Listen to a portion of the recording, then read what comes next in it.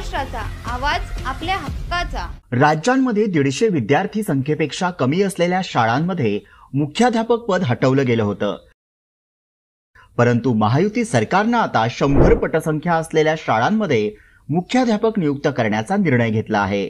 यामुळे 100 पटसंख्या असलेल्या प्रत्येक शाळांमध्ये मुख्याध्यापक नियुक्त केला जाईल। यामुळे शाळेचा कारभार व्यवस्थित चालेल। शिक्षकांना आपल्या रोजच्या कामावर व्यवस्थित लक्ष देता येईल। मुख्याध्यापक सर्व प्रशासन कामकाज पाहतील। शाळांतील सुरक्षेच्या संदर्भात मुख्याध्यापकांना जबाबदार धरले जाईल। यामुळे शाळेची आणि शिक्षणाची गुणवत्ता वाढेल।